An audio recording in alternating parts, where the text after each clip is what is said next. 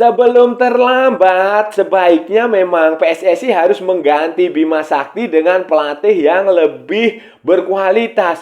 Bima Sakti mungkin aja levelnya Piala AFF, tapi kan ini Piala Dunia, Pak Erik. Beda, Pak Erik. Jadi ya sebelum terlambat ya, tolonglah Pak dievaluasi, dievaluasi. Jangan sampai nanti kita menyesal sebagai tuan rumah justru jadi bulan-bulanan.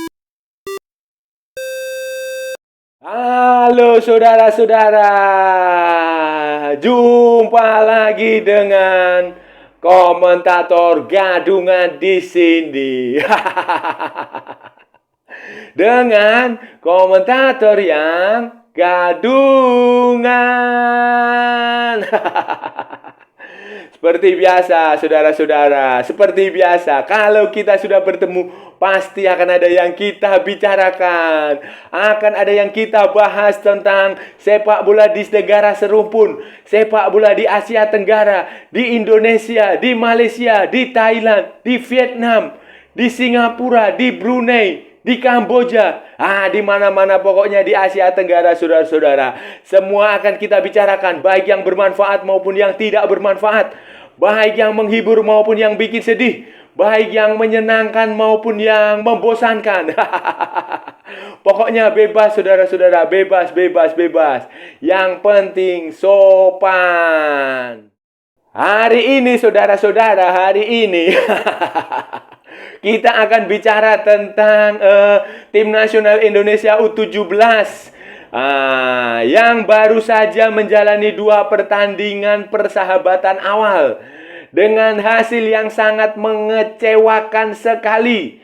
Bukan hanya kekalahan dari Barcelona Juvenil A, tetapi juga kekalahan dari Kashima Antlers U18. Bukan hanya kalah, saudara-saudara, permainannya memprihatinkan. Permainannya memprihatinkan dan menurut saya tidak ada solusi lain kecuali mengganti pelatih dengan pelatih yang jauh lebih bagus, yang jauh lebih punya level internasional. Dan ini akan seperti apa, saudara-saudara? Akan kita bahas, akan kita analisis, akan kita ulas di edisi kali ini, saudara-saudara.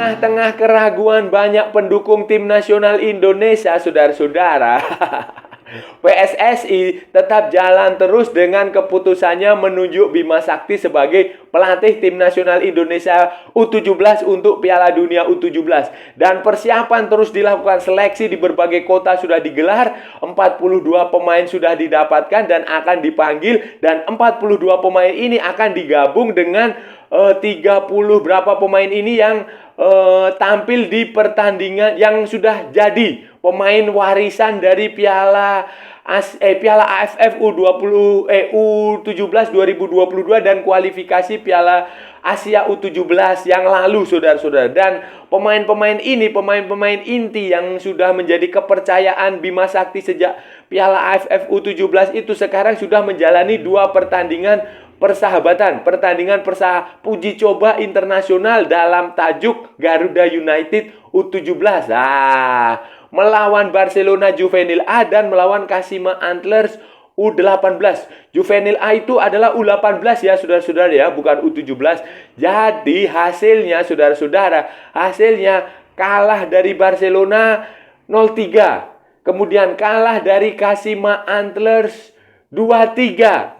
Walaupun Indonesia bisa mencetak 2 gol melawan klub dari Jepang dan sempat merespon tertinggal lebih dulu, kemudian merespon, kemudian unggul, kemudian disamakan lagi dan kemudian kalah. Tetapi saudara-saudara, kalau saudara-saudara lihat, permainannya itu tidak ada perbedaan sama sekali dari waktu dikalahkan Malaysia U17 pada kualifikasi Piala Asia tahun lalu, saudara-saudara. Tidak ada perubahan. Permainannya masih monoton sama sekali. Kalau waktu melawan Barcelona itu bahwa pemain itu tampak bingung mau ngapain.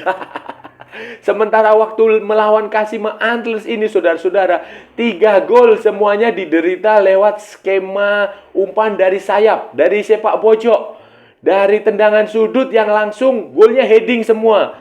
Pemain itu tidak ada yang bisa mengantisipasi serangan dari sayap seperti itu. Headingnya itu tidak ada pemain yang bergerak ketika pemain lawan melakukan heading, menyongsong umpan lambung untuk melakukan heading dan menjebol gawang Indonesia, saudara-saudara. Aduh, memprihatinkan sekali. Pertandingan yang sudah dijalani itu, saudara, walaupun ini masih dalam tahap awal ya, saudara-saudara, masih dalam tahap awal, masih dari tahap awal pembentukan, itu terlihat sekali bahwa basic dasar tim ini, dasar secara tim ya, kita tidak bicara dasar secara individual pemain. Secara individual dasarnya, basicnya pemain sudah punya teknik yang bagus. Teknik kemampuan bermain bola itu sudah bagus. Yang kurang hanyalah bermain secara kolektif sebagai tim. Yang bermain adalah pemahaman pemain terhadap tim secara keseluruhan. Yang kurang adalah pemahaman pemain terhadap lawan. Lawan mau main seperti apa? Itu pemain yang tidak paham. Terus pemain juga tidak paham, tidak mengerti kita harus bermain seperti apa. Kita harus bermain. Kalau teman saya di sini, saya harus kemana? Kalau bola di sini saya harus bagaimana? Kalau lawan bergerak ke sini, saya harus menutupnya bagaimana? Saya harus bergerak kemana?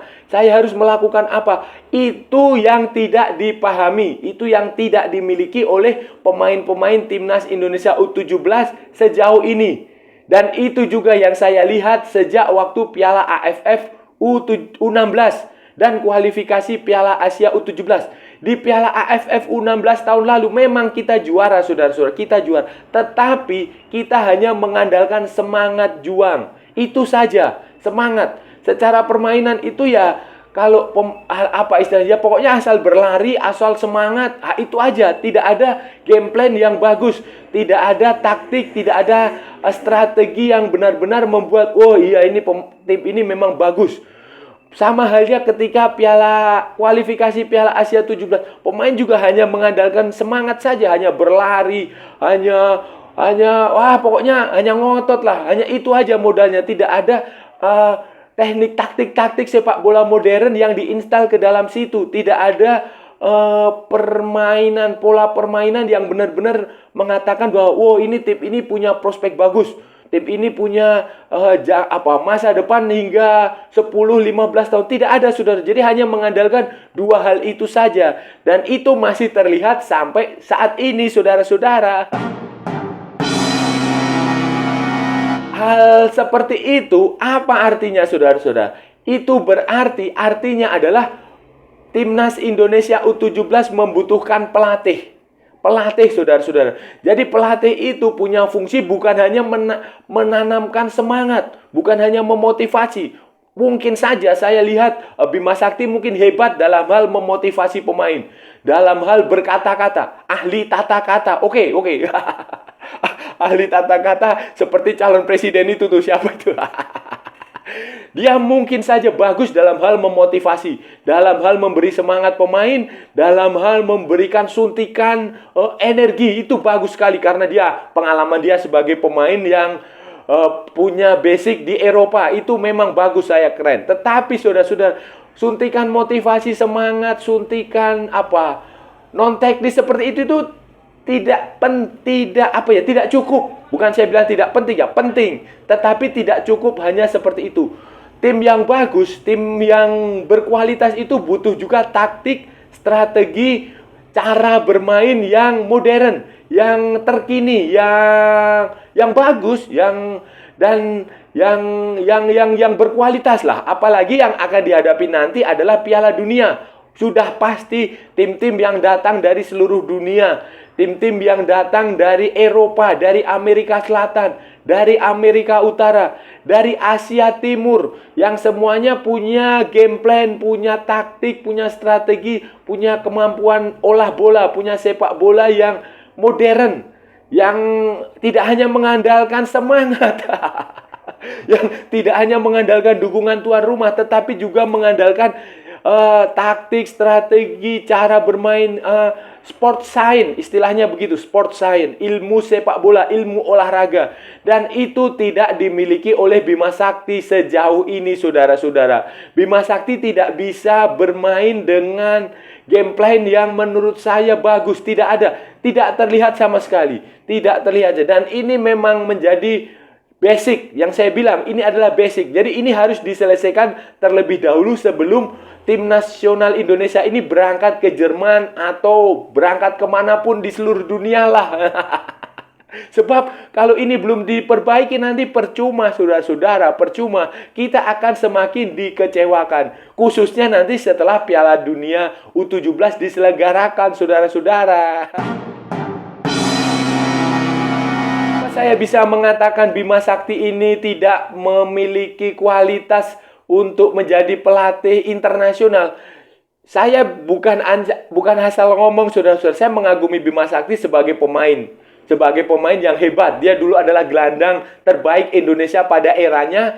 Kemudian karena dia mengalami cedera, patah kaki, kemampuan dia menurun. Itu saya mengagumi dia sebagai gelandang yang hebat, sebagai jebolan Primavera. Sebagai pemain yang punya pengalaman berlatih di Italia dan sempat bermain di Swedia. Tetapi saudara-saudara, mohon maaf, sebagai pelatih tim nasional Indonesia U17, saya meragukan kualitas dia. Itu saja masalahnya.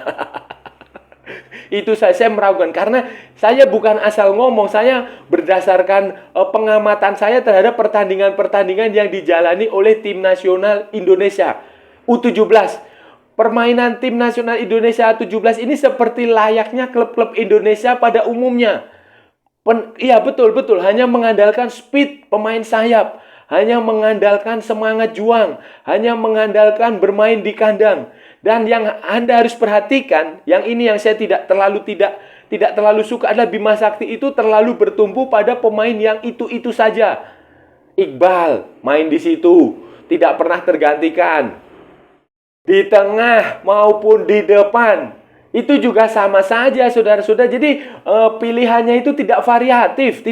Akibatnya apa? Kalau pelatih yang terlalu mengandalkan satu atau dua pemain tertentu, tidak punya variasi komposisi pemain lainnya, tidak punya kedalaman skuad yang bagus, itu akibatnya nanti ketika pemain yang bersangkutan absen, itu timnya jadi loyo. Dan itu kan sudah terbukti waktu kualifikasi Piala Asia U17. Kenapa Indonesia kalah dari Malaysia? Itu salah satunya karena Iqbal, kaptennya itu tidak main pada waktu itu. Kalau nggak salah akumulasi kartu.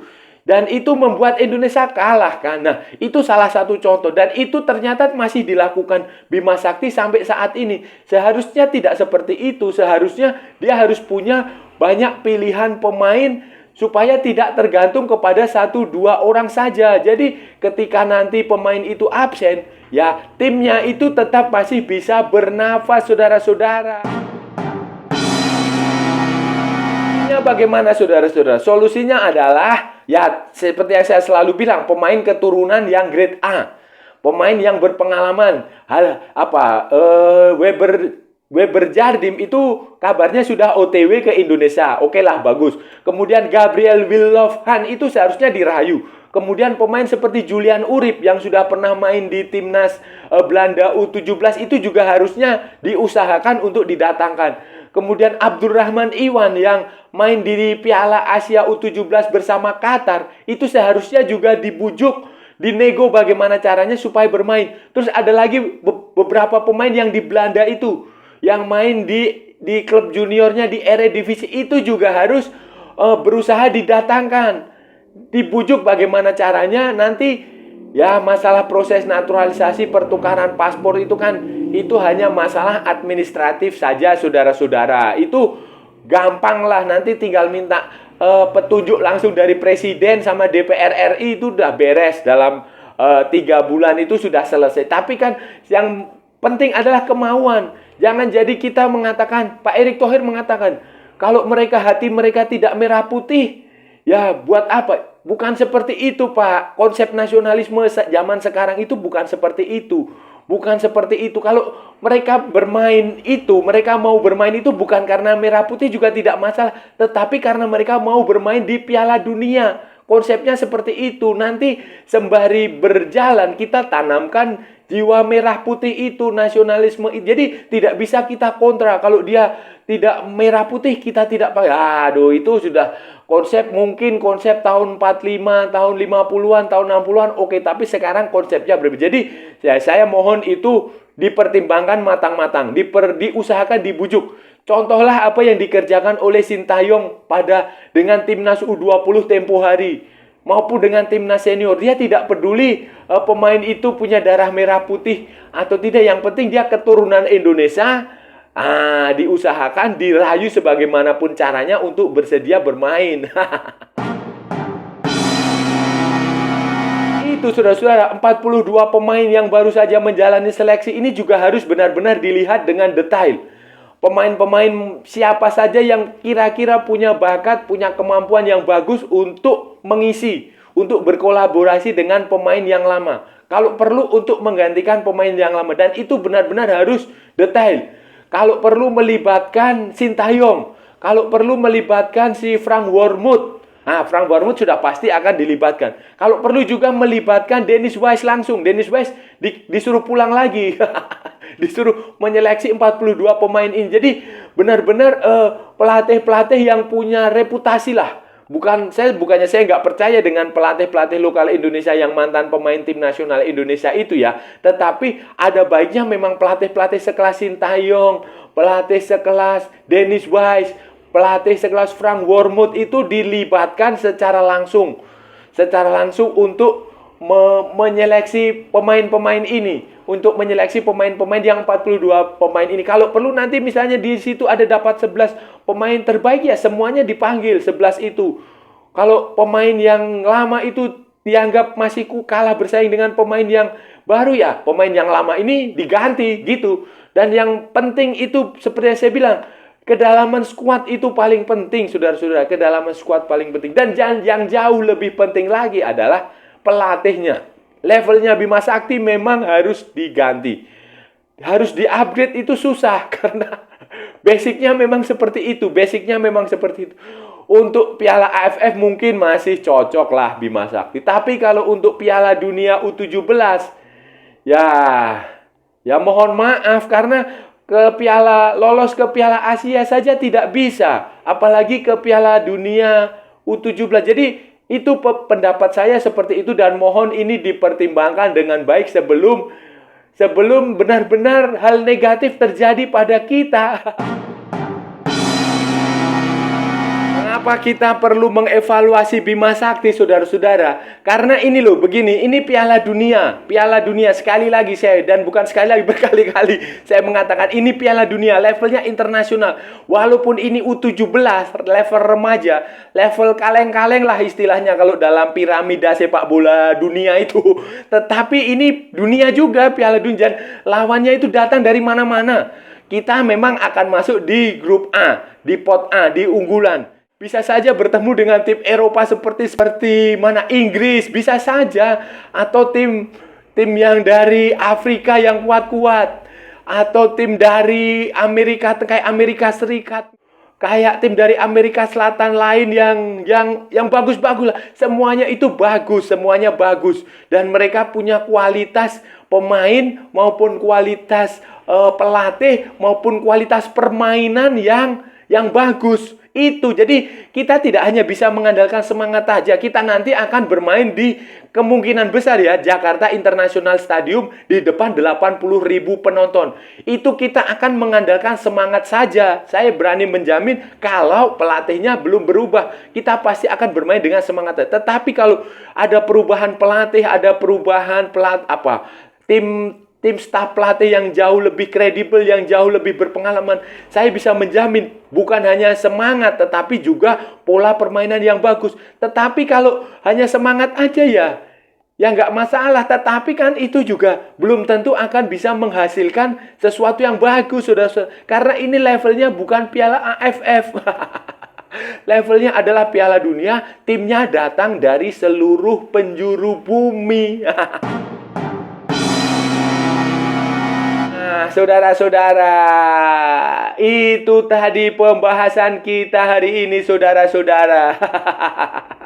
Kita sudah bicara panjang lebar tentang tim nasional Indonesia U17 yang sedang dipersiapkan untuk Piala Dunia U17 bulan November mendatang, saudara-saudara. Memang masih ada tahapan lagi, masih ada beberapa uji coba dan pemusatan latihan di Jerman. Tetapi masalah yang dihadapi oleh tim nasional Indonesia U17 ini sebenarnya adalah fundamental.